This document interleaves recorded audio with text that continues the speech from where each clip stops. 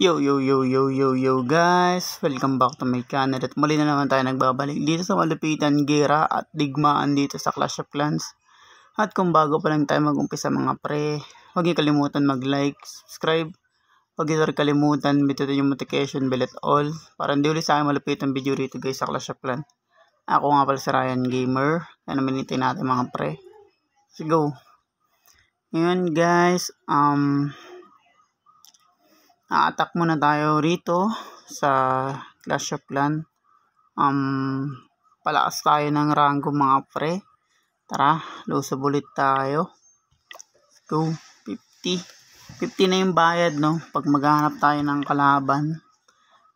Malaki yan na yung bayad mga pre. At ito kung napapansin nyo, mukhang maganda yung gagawin niya build sa sa part na yun. At ako kasi mga pre, matagal-tagal pa ako bago lumakas mga pre. Dahil kasi binabalance ko yung laro dito sa Clash of Clans. Grenade launcher kaso nga lang. Kung natin 19, malaki na rin. Kung nga lang lugi tayo, yung grenade launcher nakatago eh. Kaya dyan tayo mayayari mga pre. Ihanap ulit tayo ng iba. Nice one. Try natin mo sa akin to guys, itong grenade launcher. Yan. Sirain nyo na. Yun lang, hindi pa nasira mga per. Pasakin natin yan para makapasok yung maliliit natin dyan sa loob. So yun. Nice one. Tapos pasok tayo dito. Pasok natin yung mga sundalo natin dyan. Para masira yung base. So yung air defense naman yan guys. Ang pambalons lang kasi yan kaya nauna na yung mga mga sundalo natin maliliit. Tapos yung archer nasa likod nila kaya ganda ng combination ng gawa pag attack na yan guys. Yan ang pinaka the best na attack na gagawin yung mga pre. Kailangan unahin yung barbarian maliliit bago yung may archer sa likod. Kasi accurate kasi yung mga archer mga pre. Kaya hindi na masama yung tactic niyan, yung strategy guys, yung nasa likod yung mga archer tapos yung mga maliliit na sundalo ng barbarian yung mga attack kasi nadidepensa nila yung archer pag tinitira ng kanin yan yung mga barbarian at depensa, diba? Maganda doon, diba? Tsaka 3 star tayo for today mga pre. At yung mga bago dyan mga pre, huwag niyo kalimutan mag-like, subscribe. Huwag niyo kalimutan bitutin yung notification bell all para hindi ulit sa malapit ang video rito guys sa Clash of Clans. At marami pa akong game na ipapasok dito mga pre. At manok na pala, kitang-kita nyo naman guys, hindi ko pa rin nabubura yun dahil naglilibang na lang ako mga pre dun sa mismong manok na pula. Ang target natin dito sa vlog ko pa siya mga pre, di sa Ryan Gamer. Ma-attack lang tayo ng attack para mabilis tayo mag-silver mga pre. Para pagdating natin sa silver guys, malakas na yung base din natin. Para hindi mabawasan yung natin guys, points natin dyan. Kasi pag nabawasan yung mga pre, babalik na naman tayo. Ayan o. Kapansin nyo, parang nauna yung itong kulay purple kesa sa pera. Pero balance na yan mga pre, 6-6 na yan no. Lahat yan kailangan natin i-6 mga pre bago natin i-upgrade yung palasyo. Dahil importante ma-balance mo muna yan mga pre bago i-upgrade yung palasyo. Dahil kung pagtungtong natin ng malakas na level, mahirapan na tayo mag-upgrade yan. Kasi di na basta-basta yung upgrade yan mga pre na abutin ng 3 days. Kaya katagal yun dito sa Clash of Clans. Kung may cheat tayo guys, madali lang yan. Gagamitan lang natin ng diamonds yan. Pero okay na ako dito guys sa umpisa hanggang dulo. Nice one. Hintayin natin yung mga sundalo natin dahil atake pa tayo mga pre. Ito, malapit ko na rin ma-level 2 yung giant natin mga par. At yung pag na-level 2 ko na yan yung giant, magli-level 2 na rin yung wall breaker. At malapit ko na mabubuksan yung pag na-upgrade na natin yung palasyo natin mga pre, ang ma-upgrade naman natin yan ng ang lalabas naman dyan guys, balloons tsaka wizard. Pag na-upgrade na natin yung pinakakuha na ng tao natin dito. Yan. Ma-upgrade na natin yung dalawang yan. Makuha na natin yung balloons tsaka wizard. Tsaka sunod nyan, healer tsaka yung dragon tsaka peka.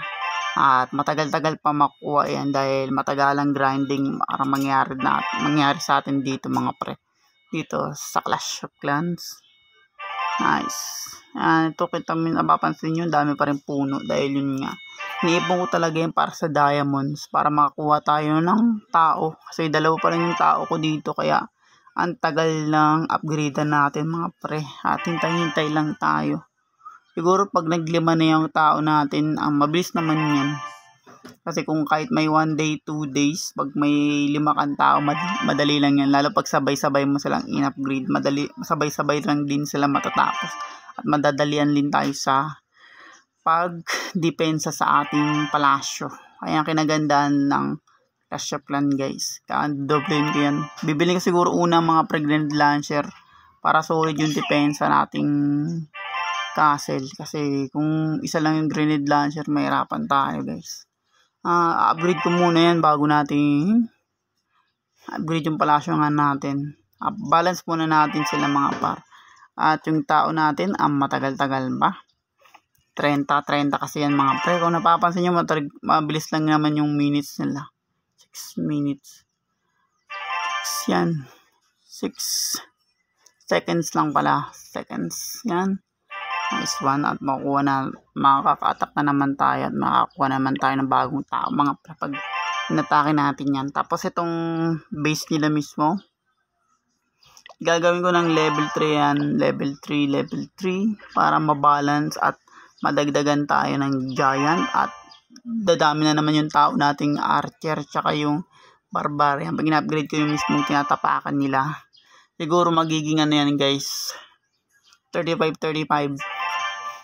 na archer, 35 na barbarian. Tapos ganun din mangyari dyan sa pag may giant na tayo. Siguro madadagdagan lang 4 na giant o kaya 5. Maganda na yan guys. Giant 5 tapos archer 30. Maganda na rin yun kasi nga makunat yung giant. Kaya mawawasak agad nila yung mga canyon. Tapos yung archer, target ng archer yung mga canyons dun. Kaya hindi na rin masama yung mga pre. At konting-konti na lang mga par. Hintayin natin guys. Nanggigigil na ako mandurog ng palasyo ng ibang players. At abang-abang pa tayo guys. Wait lang minutes. Ganyan talaga laro dito sa Clash of Clans. Hindi ko ginagamitan ng diamonds yan dahil mahalaga yung diamonds. Nice one. At haba-haba pa ng vlogs natin. At magandang umaga sa inyong lahat. Yun lang, magandang umaga sa inyong lahat. Nice one. At konting-konti na lang guys yan, 8 na lang. At yun nga,